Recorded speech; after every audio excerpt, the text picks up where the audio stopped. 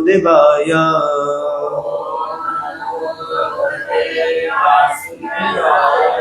ओम नमो भगवते वासुदेवाय।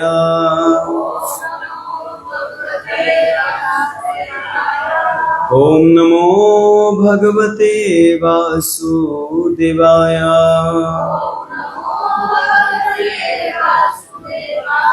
नारायणं नमस्कृत्यं नरं चैव नरोत्तमं देवीं सरस्वतीं व्यासं ततो जयमुदीरये। नष्टप्रायेषु भद्रेषु नित्यं भागवत सेवया भगवती उत्तमा श्लोके भक्तिर्भवति नैष्टिकी। मुखं करोति वाचलं पंगो लंघयते गिरिं यत्कृपातमहं वन्दे श्रीगुरु दीनतारिणं। श्री चैतन्य ईश्वरं श्री परमानंद माधवं। हरि ओम तत्सत् हरि ओम तत्सत् हरि ओम तत्सत्। हरे कृष्ण।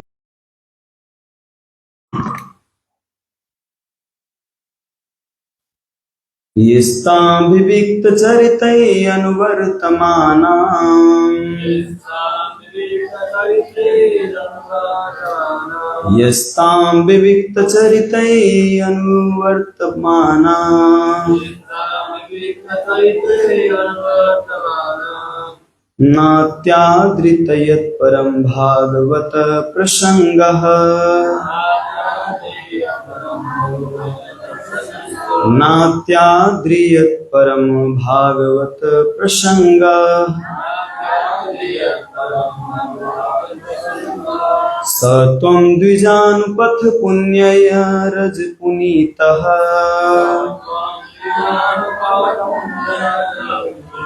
स त्वं द्विजानुपथ पुण्यरज पुनीतः।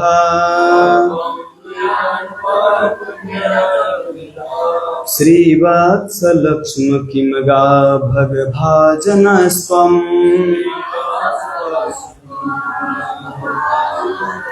श्रीवत्सलक्ष्म किमगा भगभाजनस्त्वम्।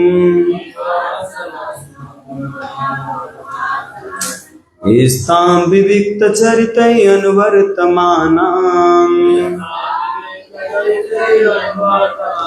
नात्यादृत यत्परम भागवत प्रसङ्गः। स त्वं द्विजानुपथ पुण्यरजः पुनीतः। श्रीवत्सलक्ष्म किमगा भगभाजनस्त्वम्।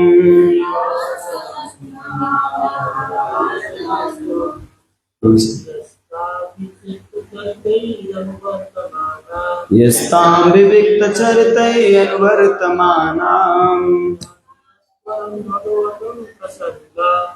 नात्यादृत यत्परम भागवत प्रसङ्गः। स त्वं द्विजानुपथ पुण्यरजः पुनीतः।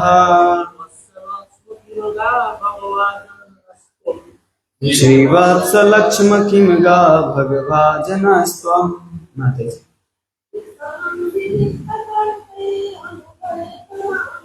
यस्तां विविक्तचरितै अनुवर्तमानाम्। नात्याद्रियत् परम भागवत प्रसङ्गः। स त्वं द्विजानुपथ पुण्यरजः पुनीतः। श्रीवत्सलक्ष्म किमगा भगभाजनस्त्वम्। धन्यवाद।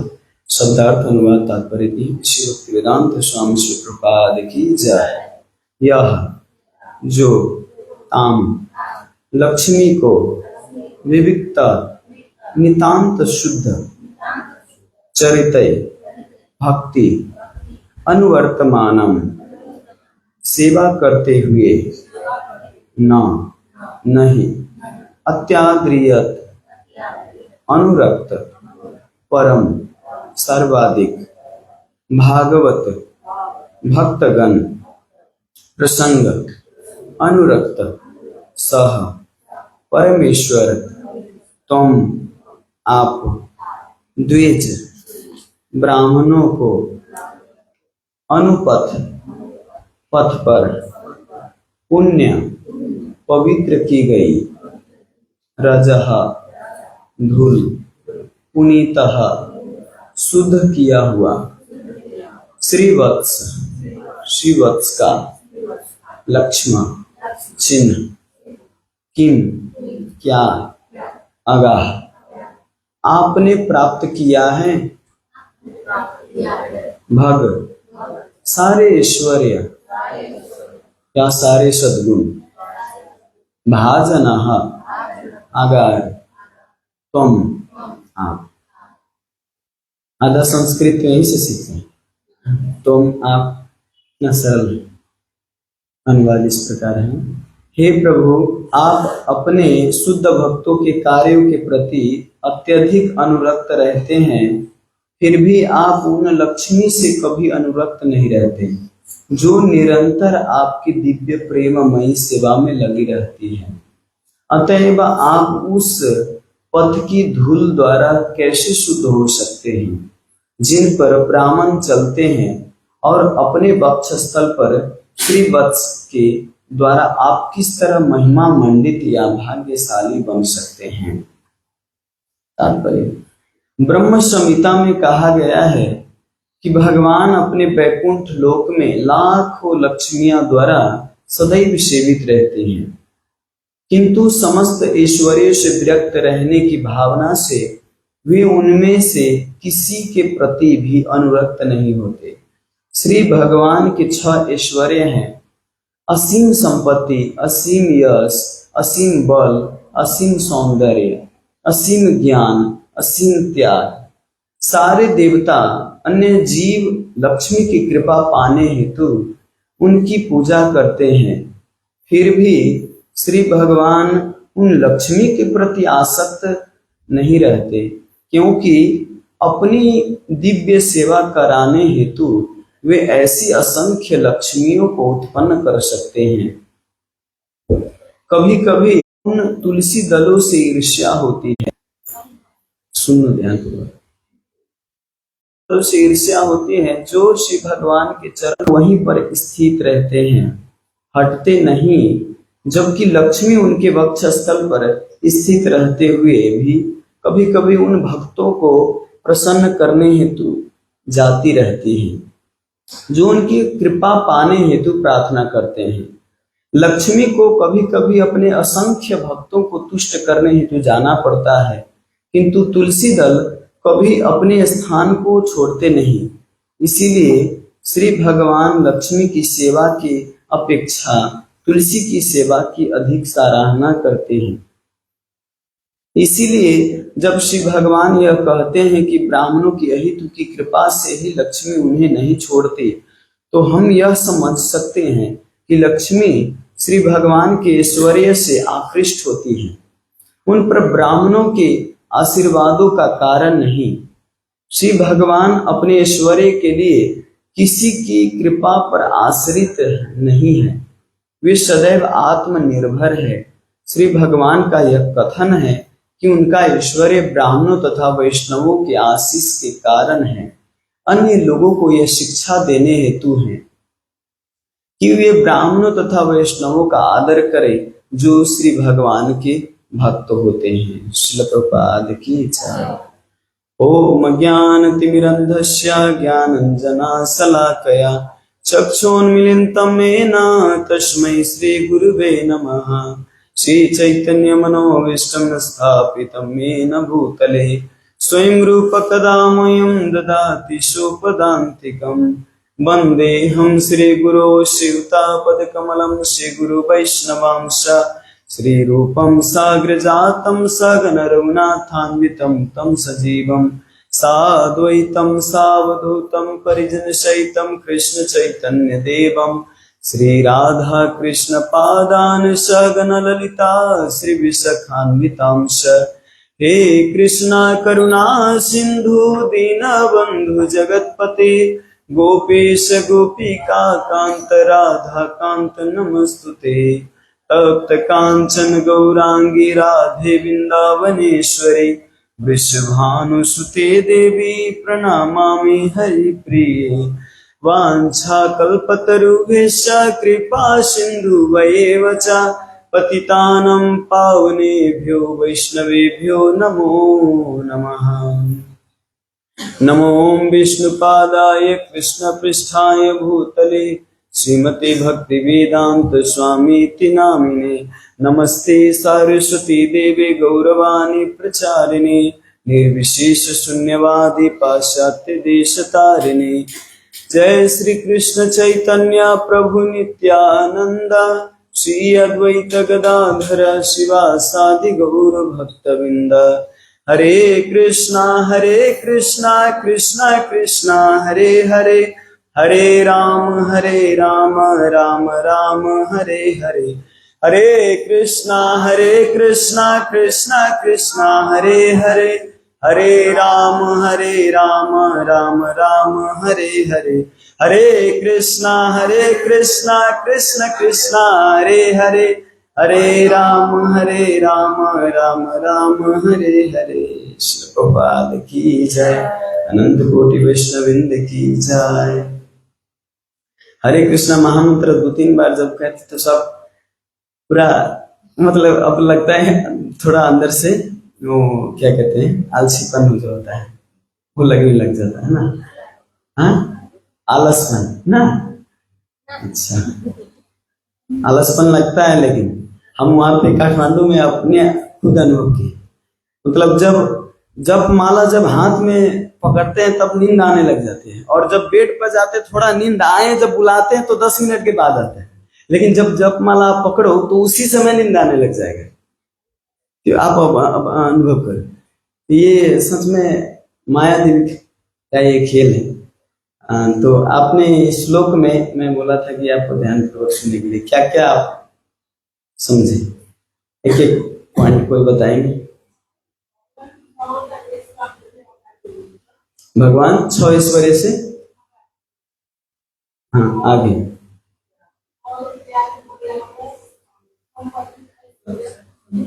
इस तात्पर्य में ये तो नहीं था।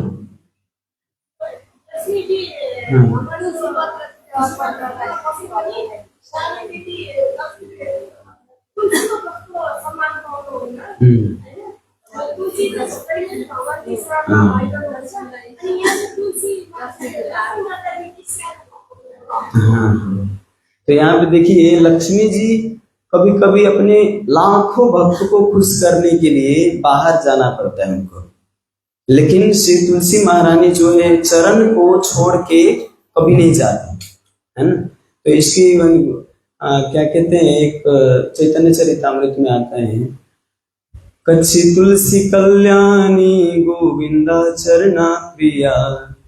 जो कच्ची तुलसी कल्याणी है, सबको कल्याण करने वाले, वो गोविंद के अत्यंत प्रिय है।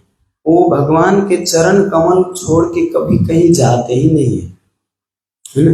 तुलसी अमृत जन्मासी सदा तुम केशव प्रिय। केशव के प्रिय, केशव के सेवा के लिए ही उनका जन्म हुआ है। लेकिन लक्ष्मी जी वत्स पे उनके छाती पे रहते हैं, लेकिन फिर भी उनको ईर्ष्या होती है कि बाप रे मेरे को तो छोड़ के जाना पड़ता है। लेकिन तुलसी महारानी कितनी भाग्यशाली है कि इनको भगवान के चरण को छोड़ के जाना ही नहीं पड़ता कभी। ऐसा भाग्य मेरा कब आएगा। तो लक्ष्मी जी ऐसे अपने आप को धिक्कारते कभी कभी। ये कथा है, सच में लक्ष्मी जी छोड़ के जाती है। लक्ष्मी पूजा का दिन आता है ना, जब दीपावली का दिन, तो दीपावली के दिन जब आए एक बार, तो ऐसे ही बहुत लाखों करोड़ों की संख्या में लक्ष्मी जी की पूजा होती है उस दिन। तो सबके घर वास्तव में लक्ष्मी जी जाते हैं चेक करने कि किसके घर कितना सजाया हुआ है और कितना मतलब बुला रहे हैं। लक्ष्मी नारायण को बुला रहे हैं कि केवल मेरे को ही बुला रहे हैं, या फिर उसका मोटिवेशन कैसा है, केवल मेरे को ही प्राप्त करने के लिए कि मेरे स्वामी को भी प्राप्त करने के लिए। तो ये चेक करने के लिए लक्ष्मी जी हर एक के घर में जा रहे थे लक्ष्मी पूजा के दिन, दीपावली के दिन। शाम के समय जब होता है 6 बजता है, तब देवी देवता विचरण करने लग जाते हैं। तो लक्ष्मी जी चेक करने के लिए हर जगह पे जा रही थी। किसी के घर में गए तो केवल गेट तक ही सजाए थे, केवल वो क्या कहते हैं इलेक्ट्रिक सब चीज लाके और रख दिए थे और उजाला हो गया था, लेकिन उतना श्रद्धा भाव से नहीं था लक्ष्मी जी के लिए। और घर में गई तो कोई धनी अपने चारों तरफ book book book book book book ball लगा के रखा है न? लेकिन वहां पे नारायण की पूजा नहीं हो रही थी। लेकिन बहुत सारे घर में गई, एक के घर में गई जो जिनका नाम था श्रिया चंडालिनी। श्रिया चंडालिनी, वो जात से चंडालिनी थी। चंडालिनी मतलब वो होता है इंडिया में जो मांस भक्षण करता है या मांस बेचते हैं, पूरा नीच जात से। तो चंडालिनी परिवार से थे, तो घर में बहुत सजाई थी। उनके घर में इतना गरीब थे कि वो बेचारा उतना भूख भूख इतना बॉल भी उतना नहीं लगा सकी थी, लेकिन फिर भी मिट्टी के ही दीप में वो सब जगह तेल रख रख के, बेचारा तेल भी नहीं था कि इतना सब सूख गया था दीप सब चंडालिनी के घर में। लेकिन फिर भी वो गाय के गोबर से पूरा घर से अंदर से लेके बाहर तक पूरा लिप पोत के पूरा सजा के रखे थे, और फोटो लगा के रखी थी लक्ष्मी नारायण की वहां पे अंदर। तो लक्ष्मी नारायण के फोटो लगाने के, जब लक्ष्मी जी हो सकती है लक्ष्मी जी अकेले आए, लेकिन फिर भी नारायण जब साथ में होता है ना तो उनको बहुत ज्यादा प्रसन्नता होती है कि कम से कम मेरे स्वामी मेरे पति देव को तो रखे। तो किसी को भी अच्छा नहीं लगता। जैसे राधा रानी को राधे राधे आप जपते हो तो राधा रानी को अच्छा नहीं लगता, क्योंकि ये कृष्ण को अच्छा लगता है, लेकिन राधा रानी को मेरा नाम मान के चलिए, अगर आप शुद्ध भक्त, अगर आप तो आपका कोई केवल आपका ही नाम ले तो आपको अच्छा नहीं लगेगा, है ना। कोई भी अगर ईमानदार व्यक्ति हो तो अपने स्वामी के साथ नाम लेना चाहेगा वो, है ना, ईमानदार अगर हो तो वैसे ही लक्ष्मी माता बहुत प्रसन्न होती है श्रिया चंडालिनी की सेवा भाव देख के। चारों तरफ गाय के गोबर चारों तरफ सेवा किए, तो ये भाव देख के लक्ष्मी माता वहीं पर वास करने लग जाती। और शाम को गई थी, सुबह आई। जब सुबह आई तो सुबह सुबह कृष्ण और बलराम जी, जगन्नाथ जी और बलराम जी भ्रमण के लिए निकले थे सुबह सुबह मॉर्निंग वॉक। जब मॉर्निंग वॉक से निकले तो देख रही हैं कि लक्ष्मी जी उधर से आ रहे हैं, और वो भी कहां से, चंडालिनी के घर से। चंडालिनी के घर से दिखते ही ये तो बलराम जी तो पूरा गुरु तत्व है ना, सबको सिखाने के लिए क्या क्या करना पड़ता है तुरंत एक्शन लेते हैं बलराम जी। बलराम जी कहते हैं कृष्ण देखो देखो, तुम्हारी जो पत्नी है थोड़ा भी मर्यादा का पालन नहीं करती, ये कहां से आ रही है, चंडालिनी के घर से। जगन्नाथ जी बोले कि अरे कौन सी बड़ी भारी बात है भैया, ये तो उनका भक्त है, तो भक्त के घर जाना उनका तो स्वभाव है, तो ये कौन सा गलती की है उसमें। जगन्नाथ जी समझाए, लेकिन बलराम जी ज्यादा तू हमको लॉजिक मत दे, जब जब मैं बोलता हूं तो तू लॉजिक ही देता है ना। तो इसीलिए आज के बाद कि तब मैं रहूंगा इस मंदिर में, कि तब ये लक्ष्मी रहे, मैं नहीं रहूंगा, कि तो इनको निकालो यहाँ से, दूसरे जगह पे रहने के लिए बोला। देखिए कोई भी भगवान की लीला होती है तो ये मनुष्य को सिखाने के ही लिए। प्रभुपाद जी तात्पर्य में भी यही बताते हैं कि वत्स के अपने यहाँ पे धारण किए हैं भगवान लक्ष्मी जी को, तो ये सिखाने के लिए कि भगवान अपने भक्तों को हृदय में रखते हैं। यहाँ चरण में तुलसी महारानी रखे, लेकिन उनके प्रिय हैं, लेकिन यहाँ पे इस भाव पे क्यों, क्योंकि पत्नी का जो रिलेशनशिप है तो वो उनको रिलेशनशिप भक्त नहीं है, वहां पे वो पत्नी के रूप में मान रहे हैं ना, तो भक्त के रूप में मान रहे, तो इसीलिए पत्नी से ज्यादा भक्त को ज्यादा श्रेय दे रहे हैं भगवान। इसलिए यहाँ पे ये बता रहे हैं कि मैं भक्त को कितना प्रेम करता हूं, अपने रिलेटिव से ज्यादा अपने भक्त को प्रेम करता हूं, भगवान ये बताने के लिए। तो श्रिया चंडालिनी यहाँ पे सेवा करके, लक्ष्मी जी वहां से जब जा रही थी तो बलराम जी बहुत गुस्से हो गए। भगवान जगन्नाथ जी बोले कि देखिए कितना समझाएं, फिर भी जगन्नाथ जी बोले कि अब ठीक है, बड़े भैया का बात मानना ही पड़े, क्योंकि बलराम जी के बात की कभी उपेक्षा करते ही नहीं थे। बलराम जी कृष्ण जगन्नाथ जी कभी भी उपेक्षा नहीं करते थे, और कभी कभी करते थे तो यशोदा मैया से कंप्लेन करते थे, यहाँ पे तो यशोदा मैया तो है नहीं, रोहिणी माता तो है नहीं, और बड़े हो गए हैं, कभी छोटे थे तो कंप्लेन भी करते थे, अब इतना बड़े हो गए तो कंप्लेन किसको करें। तो इसीलिए चुपचाप ठीक है आप जो कहेंगे, लेकिन सावधान रहिएगा, क्योंकि लक्ष्मी देवी है। लक्ष्मी देवी अगर घर से जाएगी तो क्या क्या जाएगी। इसके बाद इतना समझाने में बलराम जी, अरे कुछ भी हो, हम थोड़ी कम है, निकालो घर से। बलराम जी बोले ठीक है। अब बलराम क्या कहते, भगवान कृष्ण जाके, जगन्नाथ जी जाके और लक्ष्मी जी से कहती है कि आप चंडालिनी के घर गई थी। मैं नहीं कह रहा हूं, बलराम जी जो मेरे बड़े भैया है वो कह रहे हैं कि आप घर से कुछ दिन के लिए चले जाइए, क्योंकि आप अपवित्र घर से आप आई हो। ये बात सुनने पे लक्ष्मी जी को वरदान मिला था, जब सात फेरा ले रहे थे विवाह के समय भगवान से, तो उस समय वरदान मिला था कि 10 अपराध को माफ करेंगे। कहीं भी अगर चले गए कुछ भी, तो ऐसे इसमें भी ये नियम आता है, 10 अपराध को माफ करेंगे। किसी भक्त से मिलने चलने गए, कभी लेट हो गया, कभी रात को भी आ सकते हैं, ऐसा ऐसा सब कुछ क्षमा किए थे उसी समय। लक्ष्मी जी इस विवाह से पहले ये सब शर्त लगा दिए थे, इसी शर्त के अंदर आता है। तो लक्ष्मी जी का कोई अपराध कोई इसमें था नहीं। जब ये बात सुने कि इस कारण की अपवित्र चल रहे, तो इससे बहुत उनके हृदय में चोट पहुंचा। और लक्ष्मी जी उसी समय भगवान कृष्ण को बोले कि आप 12 साल तक आप कभी खा नहीं पाओगे, आप तड़पोगे, जब तक मैं नहीं खिला दूं आपको तब तक आप नहीं खा पाएंगे। दोनों भाई आप 12 साल तक कुछ नहीं खा पाएंगे। 12 साल तक देखिए कृष्ण और बलराम तो बोले ऐसे ही बोलने वाले स्त्रियां हैं, स्त्री जो भी बोलती है मुंह में आया तो बोलती है। स्त्री जब रोती है माताएं, तो कहा जाता है आंख में उनके आंसू नहीं होते, उनके हाथ में होता है, जब चाहे तब लगा लेते हैं। तो और फिर थोड़े देर में रो के फिर थोड़े देर में ही कहा जाता है कि जब विवाह होता है तो शुरू में चंद्रमुखी होती है, पूरा एकदम स्वामी क्या सेवा करें, एकदम सेवा के लिए तत्पर, पूरा एकदम गर्म पानी चाहिए, दूध चाहिए, क्या क्या चाहिए सब कुछ रेडी है, जो दिया उसी में संतुष्ट। आप तो हमें चाहिए बस। शुरू में चंद्रमुखी, 1 साल जब होता है तो सूर्यमुखी है, खाली हमें कहते हैं आप भी थोड़ा कीजिए, दोनों का आधा आधा अधिकार है, मैं भी करूं आप भी करें। तो सूर्यमुखी होके जवाब देने लग जाते हैं। और जब कुछ दिन जब बेटा जब बड़ा हो जाता है तब ज्वालामुखी हो जाता है पूरा। शुरू में चंद्रमुखी, इसमें सूर्यमुखी, इसके बाद ज्वालामुखी। एक झमले मैं अभी घर से निकले, डिवोर्स चाहिए हमें, ये चाहिए वो चाहिए, तुमसे हम कम है क्या, हाथ लगा के दिखाओ अभी मैं दिखा दूंगा।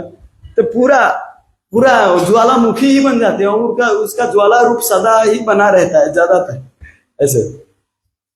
तो लक्ष्मी जी का भी यहाँ पे ज्वाला रूप आ गया है। और भगवान को बोले कि आप 12 साल तक आप खाने पाएंगे, जब तक लक्ष्मी के द्वारा जो मैं ही बना के जब तक न खिलाऊं तब तक आप नहीं खा पाओ।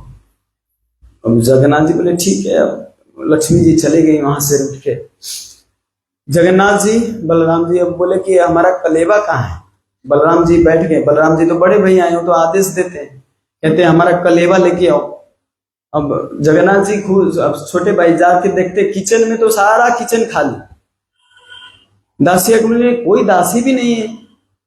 प्रसाद भोग जो चढ़ता है 56 भोग ही नहीं चढ़ रहा था ना, किचन पूरा किचन खाली है। दासी भगवान का भोग से तो वंचित हो गया ना, लक्ष्मी सदा के लिए चले गए है ना। तो इसीलिए कहा जाता है जब रात में भी कम से कम आप सोते हो तो कम से कम कुछ ना कुछ खाना छोड़ के रखो, और वो भी नहीं छोड़ सकते तो 1 लोटा पानी कम से कम बीच में आप भर के और रख दो, कि कोई भी देवी देवता अगर प्रवेश करे तो उनके स्वागत के लिए ये एक आदर सत्कार का एक है नियम वैदिक प्रथा में। लोटा में पानी रख के, फूल रख के और बीच आंगन में रख दो या गेट पे रख दो, कहीं पे रख दो। लेकिन श्री मंदिर में कुछ भी नहीं था वहां पे। और चारों तरफ जब देखे बुलाए, चारों तरफ कोई नहीं था। बोले कि ठीक है चलते हैं किसी भक्त के घर गए, वहां पर भी उनके घर भी खाली उस समय के लिए। फिर बाहर जाते हैं, कहते हैं कि फल तो बगीचा है वहां पे, जगन्नाथ वल्लभ गार्डन। तो गार्डन में गए, गार्डन में जाते, गार्डन में भी एक भी फल नहीं, सारा फल ही झड़ गया था, खत्म। आगे गए, थोड़ा पानी पी के ही जीवन चलाते लेते। जब पानी पीने गए तो पानी पूरा पोखरी सूखा हुआ है, चारों तरफ जहां जहां जा रहे हैं वहां वहां सारा सूखते जा रहे हैं, झड़ते जा रहे हैं, सब खत्म होते जा रहे हैं। बलराम जी बोल रहे हैं आज तक ऐसा नहीं हुआ कि जहां जब पानी भी सूख रहा है, पते आज थोड़ा साग ही खा के जीवन चला लो, साग भी खा रहे, वो साग भी सूख जा रहा है। जहां जहां जा रहे हो पूरा धोखा ही धोखा, धोखा ही धोखा।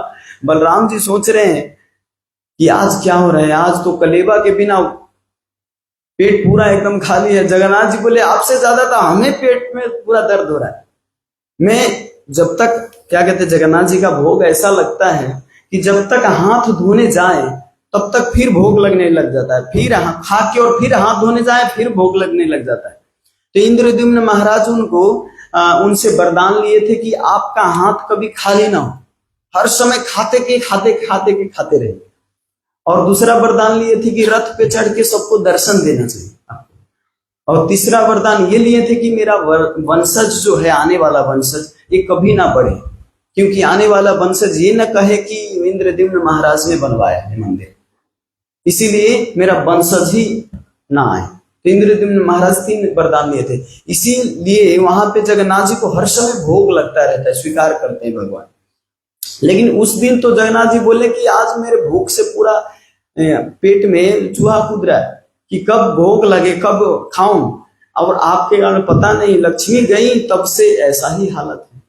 चारों तरफ खोजते खोजते, इस घर में गई, उस घर में गई, चारों तरफ खोजते खोजते कहीं भी कोई उपाय नहीं मिला। एक व्यक्ति तो आया केला और कुछ भूजा लेके, जगन्नाथ जी के हाथ में रखा और हाथ में से उड़ के चला गया। इतना जोर से आंधी आया कि हाथ में ही नहीं रहा, टिका ही नहीं। तो सोच के देखिए, लक्ष्मी जी सूर्य देव को और क्या वरदान दिए, सूर्य देव को कि आप इतना तपाओ कि दोनों को बहुत प्यास लगे और जाए।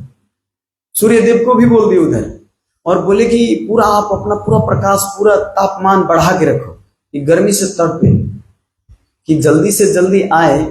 अब इसके बाद चारों तरफ खोजते खोजते एक चंडालिनी के घर में गए, जहां चंडाल का बस्ती था। तो उस चंडालिनी के घर में गई। अब बलराम जी तो जाने की इच्छा नहीं कर रहा था बलराम जी को, लेकिन क्या करे, पेट जब, क्या कहते हैं, भूखे पेटे न भजन गोपाला, ले लो अपना कंठी माला, है ना। बिना, जब भूख लगता है ना तो नाम जप भी छूट जाता है। निर्जला एकादशी के दिन देखते हैं ना, जब आप सुबह सुबह से जप करते हो तो जप करने की इच्छा करता है, लेकिन 12 बजे रात के कोई इधर पलट के ऐसे बैठा है, कोई उधर पलटा हुआ है, कोई उधर पलटा हुआ है, लगता है कि मुझे मतलब प्राण ही त्यागने वाले हैं, ऐसे पूरा लगता है। तो मुंह से आवाज भी नहीं निकलता। उस दिन तो किसी पर गुस्सा करना भी नहीं आता, क्योंकि सांप अपने ही पूरा एकदम ढले रहते। तो यहाँ पे बलराम जी और भगवान कृष्ण, क्या कहते हैं, जगन्नाथ जी चंडालिनी के घर में गई और वहां पे सोची कि थोड़ा ऐसे करिए, मैं आपके बनाया हुआ नहीं खाऊंगा, लेकिन आप तो अनाज दीजिए, कुछ दाल दीजिए, कुछ सब्जी दीजिए, जिससे मैं बना के और खाऊं, मैं खुद बना लूंगा। बलराम जी मांगे उनसे सब्जी, दाल, सब्जी जो भी मांगे, और बनाने का जब प्रयास किए तो पहले तो अग्नि जलाना है। तो लक्ष्मी जी अग्नि देव को भी वहां पे आदेश दे दिए कि कितना भी बालने का प्रयास, फूक फूक करे, लेकिन फूक आप बल्ले ही ना। अग्निदेव को बता दिए थे, तो अग्निदेव को कितना जलाने का प्रयास कर लेते। बलराम जी बोले कि बलराम जी समझ गए कि हमसे नहीं होगा, तो कृष्ण को लगा, जगन्नाथ जी को, आप बनाओ, मैं स्नान करके आता हूं, तब तक स्नान करके फ्रेश होके आऊंगा तो तेरा खाने में आनंद आएगा। जब बलराम जी इधर बना रहे हैं, उसी समय से स्नान करके, नहीं, कृष्ण बना रहे, बलराम धुआं धुआं चारों तरफ। लक्ष्मी जी का स्मरण आया, स्मरण तो आया, लेकिन फिर भी बताते यहाँ पे कि एक अंदर से बलराम जी के अंदर जो अहम था, अभी सिखाने के लिए हम कि मतलब लक्ष्मी जी के हाथ से, जे चंडालिनी के हाथ से नहीं खाऊंगा, तो किसी को बताना भी नहीं है, क्योंकि बेइज्जती हो, मैं ही भगाया था ना लक्ष्मी जी को, इसीलिए मेरी बेइज्जती होगी, इसीलिए किसी को बताना नहीं। चुपचाप अब लक्ष्मी जी को जब स्मरण किए तो उसी चंडालिनी के घर से, वो चंडालिनी जो श्रिया चंडालिनी थी, वो पूरा परिकार बना के 56 भोग और जगन्नाथ जी के आगे और बलराम जी के आगे प्रस्तुत किए। देख देख के मखमक पूरा खाने की इच्छा हो गई। बोले ठीक है खा ही लेते हैं, अब घर में आ ही गए तो ऐसे भी घर में आ ही गए, अब खा ही लेते हैं। बैठ के दोनों आदमी खूब खाए। तो शुरू में ही जब क्या कहते हैं जो निवाला जो मुख में डाला, तो वो निवाला का जो टेस्ट था वो पूरा लक्ष्मी जो बनाती है ना, लक्ष्मी जी, वो लक्ष्मी जी के बनाए हुए टेस्ट, पूरा लक्ष्मी जी का बनाया। तो बलराम जी को लगता है कि हमारे जो बहू रानी बनाती है लक्ष्मी, वैसा ही वैसा टेस्ट लग रहा है। थोड़ी देर बाद पीछे से श्रिया चंडालिनी के पीछे से लक्ष्मी जी आती है और वहां पे वास्तव में श्रिया चंडालिनी के घर जाके वो लक्ष्मी जी सारा परिकार बनाई थी भगवान के लिए। वो बताई थी कि भक्त को कभी जात पात से भेद नहीं किया जा सकता है ना, कोई भी जात का हो, कहीं भी हो, कुरूप हो, आप बाहर से कभी भी जज नहीं करना चाहिए कि ये भक्त नीचे जाति के, हम ब्राह्मण जाति के। अगर ऐसा हो तो वास्तव में वो व्यक्ति कभी भी आगे नहीं बढ़ सकता। इसीलिए जगन्नाथ जी यहाँ पे ये बताना चाहते हैं कि एक नीच जाति के व्यक्ति के भी भोग स्वीकार करते हैं। और दूसरी बात ये सिखाना चाहते हैं कि लक्ष्मी जी के उनका गुणगान जो महिमा है ये बताने के लिए कि लक्ष्मी जी जहां पे नहीं है वहां पे वास्तव में भगवान वास नहीं करेंगे, और जहां पे भगवान नहीं है वहां पे लक्ष्मी जी वास नहीं करेंगे, दरिद्र बना देते हैं, है ना। लक्ष्मी जी की महिमा गाने के लिए वास्तव में ऐसा की यहाँ पे। तो वहां पे स्वीकार करके इसके बाद फिर बलराम जी क्षमा मांगे कि वास्तव में मेरे कारण आपको इतना वो करना पड़ा, लेकिन वास्तव में आपने आज पूरा क्या कहते हैं प्रमाण दे दिया जगत को कि वास्तव में नीच जात ऊंच जात ऐसा कुछ नहीं होता। जो भी भक्त प्रेम से पुकारता है आपको, आप उनकी सेवा स्वीकार करते हैं। तो ये फिर लक्ष्मी जी को बुलाएं और शिव मंदिर में स्थापना की। तो वहां पे अभी भी लक्ष्मी के द्वारा ही जगन्नाथ जी का भोग बनता है। जगन्नाथपुरी में जितना एक बार में 1 लाख लोगों के लिए तैयार होता है वहां पे प्रसाद। जो किचन है 1 लाख लोगों के लिए, और उसका सारा एक गेट एक ही है, 1 एकड़ में जगह है, 1 एकड़ जो है 1 एकड़ में किचन है और उसमें 1 गेट है, और उसमें 1 लाख लोगों के लिए एक बार में बनता है। 300 आदमी तो घड़ा बनाने वाला होता है। और जो जगन्नाथ मंदिर का टेस्ट है ना, आज तक कितने वैज्ञानिक कितने कुक प्रयास कर लिए, लेकिन आज तक जगन्नाथ जी का जो प्रसाद का टेस्ट है आज तक कोई भी नहीं बना सकता।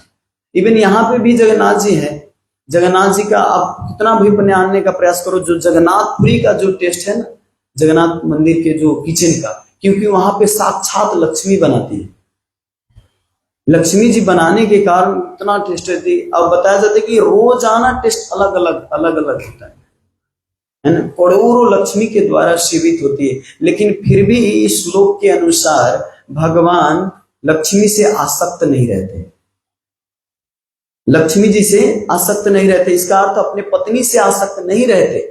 किनसे आसक्त रहते हैं? अपनों भक्तों से आसक्त रहते हैं। भक्तों ऐसी सखा चेती, अपने सखाओं से अपने भक्तों से आसक्त रहते हैं। अहम भक्त पराधीन, मैं भक्त के अधीन रहता हूं। कोई कहते हैं मैं भगवान से बड़ा बनना चाहता हूं। भगवान से बड़ा बनना है तो बस दास बनो। दास बनने के लिए भगवान अपने आप खुद आपके अधीन में आ जाएंगे, ऐसा भक्त का भाव तो नहीं रहता। लेकिन फिर भी भगवान कहते मैं भक्त के अधीन में रहना चाहता हूँ, भक्त जो कहता है वो करना चाहता हूँ। एक कृष्णदास नाम के एक व्यक्ति थे बंगाल में, तो किसी के लिए भी गाते नहीं थे। जब उनका कवि था तो बहुत सुंदर गीत रचना करते थे, कविता रचना करते थे। तो हर जगह पे जाते तो कविता रचना। तो वो राजा दिव्य सिंह जो राजा थे वहां के, वो बोले कि मेरे बारे में आप एक कविता रचना करो। तो उस कविता रचना करने के लिए कवि कृष्णदास गए, लेकिन वो कविता रचना जब किए तो भगवान का ही रचना किए, वो राजा का रचना नहीं की। जब राजा देखे तो जगन्नाथ जी का कृष्ण का यहाँ पे वर्णन है। बोले तुम्हारी इतनी हिम्मत हमारे राज्य में आके और मेरे बारे में चर्चा ना करके तू जगन्नाथ जी का चर्चा कर रहा है। उनको जाके और जेल में बंद कर दिए और उनको बहुत सारी सजाएं दी। बोले कि आप हमें टुकड़ा टुकड़ा काट दो, लेकिन फिर भी मैं आपके बारे में गुणगान नहीं गा सकता। जब उनको इसके बारे में सजाए मिला तो फिर जगन्नाथ जी आके दिव्य सिंह राजा को बहुत पिटाई की, खुद अपने से। और पिटाई करने के बाद दिव्य सिंह राजा गए और कृष्णदास से क्षमा मांगे कि वास्तव में आप कितने बड़े भक्त हो, आपके कारण आज हमें दर्शन मिला। इसके कारण फिर कृष्णदास इनकी विनम्रता को देख के कृष्णदास ने एक भजन लिखा इस राजा के ऊपर, क्योंकि राजा अब जाके शरणागत हो गया जगन्नाथ जी के और भक्त बन गए। इसीलिए दिव्य सिंह राजा के बारे में एक कविता रचना की और बहुत अभी भी प्रचलित है वो कविता। एग्जैक्टली हमको याद नहीं, लेकिन इंटरनेट पे बहुत फेमस।